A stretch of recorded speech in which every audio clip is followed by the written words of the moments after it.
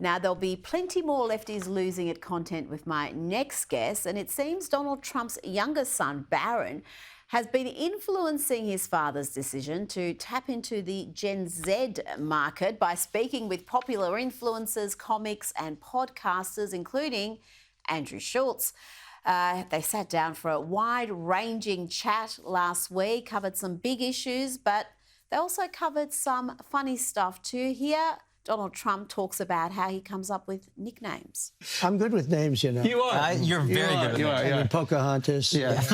We have names. What about, and there was, Tampon Tim was good. What about, The problem with Tampon Tim, it's hard to say. Yeah. In other words, It's a mouthful. It's a lot. Yeah. Tampon. And you can't stutter it through when you follow it. It's really a lousy word to say. Yeah. But it's quite accurate, right? Comrade Kamala. It's a little hard to say. She's comrade because she's obviously a communist. Yeah. She's horrible. Yeah. So I call her comrade. Yeah. And it's not bad. But when you put the names together, it's a little. You got to be able to pume.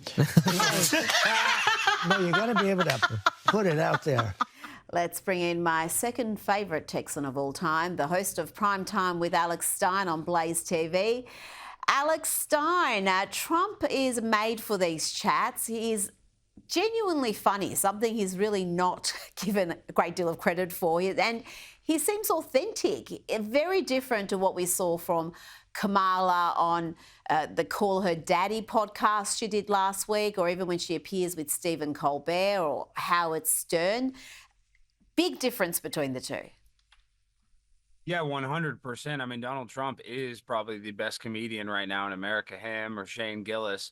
And he has the delivery of, I mean, of literally of any top comedian. I don't think anybody can compete with Donald Trump. And he speaks at those rallies in front of hundreds of thousands of people. So, I mean, he's literally our best orator of my generation, which is kind of crazy to think that Donald Trump became the best public speaker in the world. But I firmly believe that. And then on top of it all, he's going to go on Joe Rogan's podcast. So we're really going to get to see his laid back kind of, off the cuff personality.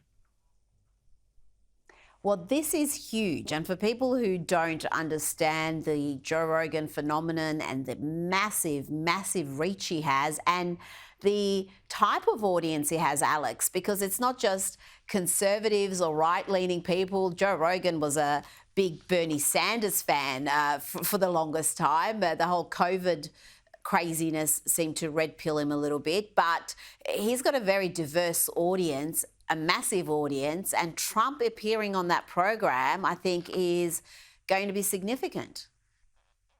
Yeah, 100%. I think that could be a huge difference in this election if he can actually sway some voters, because Joe Rogan has a libertarian type audience. So it's really going to be able to be a huge, I mean, this could be the momentum that Trump needs. And really, we're in the ninth inning. I mean, we're in the fourth quarter, whatever metaphor you want to say or analogy. I mean, it's the end of the game. So they need to, throw everything at the wall and see what sticks. And I think this could be big. So I'm excited for Donald Trump, considering the election's basically a month away. Oh, absolutely. It's bigger than any interview on MSNBC or CNN or CBS, ABC. The reach that Rogan has is incredible.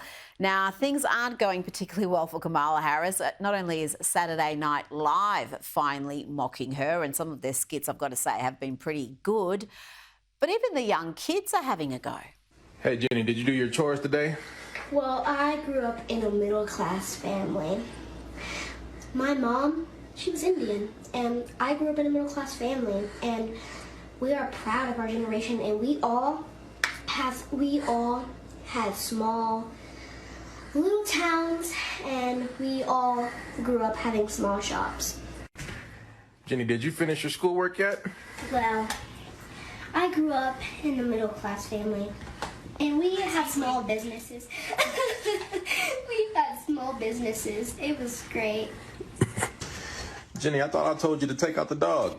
Well, I grew up in a middle-class family, and we made collard greens, but they were so popular that we made them in the bathtub. Don't you just love fried chicken? Adorable, but also pretty accurate. We've seen that from Harris just repeatedly. Her absolute failure to answer the most straightforward questions and just going into these meandering stories about her childhood and her experiences and explaining what inflation is to us instead of telling us how she's actually going to address the issue.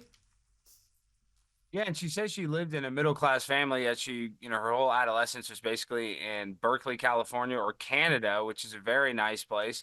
And, that's what's sad about Kamala Harris is that she's not genuine whatsoever. She's such a phony. Same with Tim Walz. Like, people would like her more if she was genuine, but she just tries to pander to these people, and she's so inauthentic. Everybody can tell that she's not who she pretends to be, and how 1 second she has a Latina accent, the next second she has a Jamaican accent.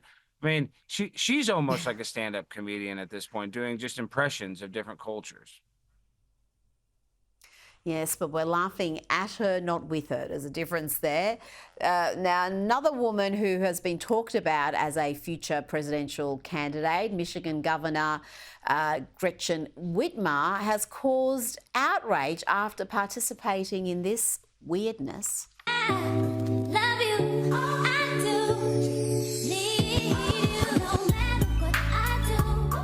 What is that, Alex? Explain it to me. You're in that generation that I don't know what that is. Is that some Gen Z craziness? What is it? Well, really what it is an attempt at just trying to be shocking and bizarre. And that's why that Gen Z person, I'm not trying to defend Whitmer, but she probably didn't realize how weird this video was. And that's what this podcast was trying to do. They want it to be almost like pseudo-sexual, and it's has all these kind of weird undertones, and it's supposed to be ambiguous. It's just supposed to be bizarre and weird and quick. And that's what it did. And that's why the Catholics are upset because they think it's mocking communion, their religion, and mocking. Yeah, so I don't know if that's the intention, but the whole thing, I mean, why participate? I don't know. Don't know why you're giving her a pass, because she just looks like a fool. I mean, this doesn't elevate her standing in any way. She's the governor of a state, for the love of God. Now, the Trump rallies are continuing across the country. The assassination attempts have not slowed him down. This little interaction caught my eye, Alex. Have a look at the way Donald Trump reacts when a baby starts crying during a rally in Nevada. And don't let that baby bother you, because it doesn't bother me. To me, it's that beautiful. Where is that baby?